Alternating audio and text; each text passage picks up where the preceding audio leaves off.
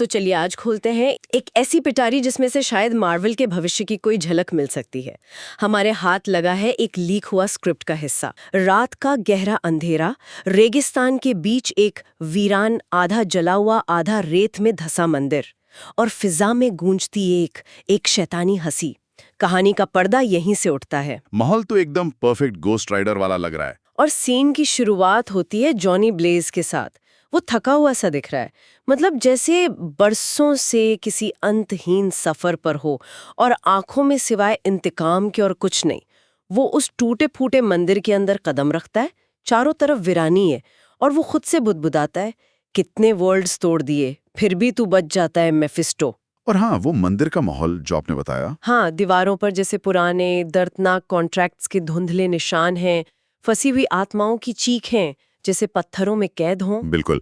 वो दीवारें सिर्फ बैकग्राउंड नहीं है, वो मेफिस्टो के इतिहास की, उसके किए गए सौदों की एक विजुअल गवाही है। बहुत शक्तिशाली इमेज है ये। हाँ, और कहानी जैसे आगे बढ़ती है, जॉनी एक दीवार को छूता है, और छूते ही जैसे उसके जहन में पुरानी यादें कौंध जाती हैं। वो भयानक एक्सीडेंट, उसकी बाइक का जलना, पहली बार उसकी खोपड़ी का आग पकड़ना।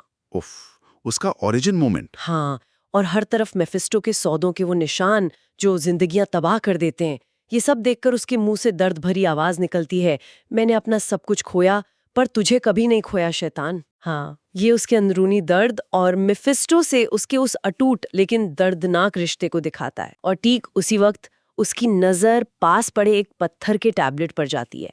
उस पर अंग्रेजी में खुदा हुआ है, the devil always leaves a mark. और जैसे ही वो ये पढ़ता है, हवा में एक गूंजती हुई मजाक उड़ाती राक्षसी आवाज सुनाई देती है। बेशक मेफिस्टो की होगी। तुझे लगता है मैं भाग रहा हूं जॉनी?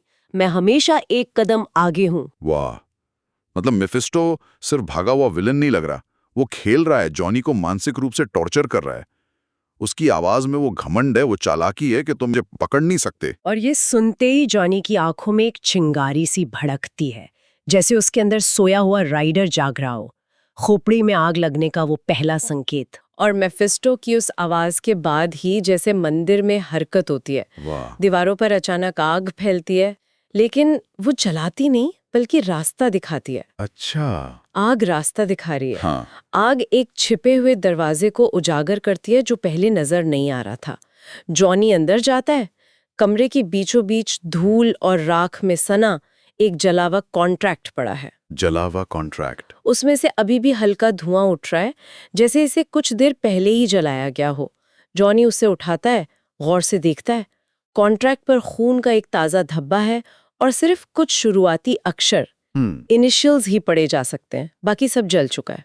ये देखकर जॉनी के चेहरे पर गुस्सा और निराशा एक साथ झलकते हैं, और वो बुदबुदाता है, फिर एक डील, फिर एक रूह। मतलब जॉनी का मिशन अब सिर्फ मेफिस्टो से बदला लेना नहीं रहा। हाँ, शायद अब इस नई फंसी हुई आत्मा को बचाना भी है।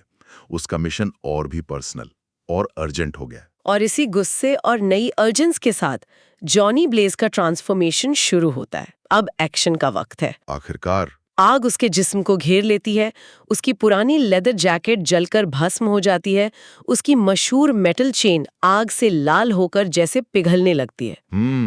विजुअल्स कमाल के होंगे इसके। और चंद पलों में वो बन जाता है घोस्ट राइडर। एक धधकती हुई खोपड़ी, आंखों से आग बरसती हुई, पूरा वजूद जैसे नर्क की आग से बना हो।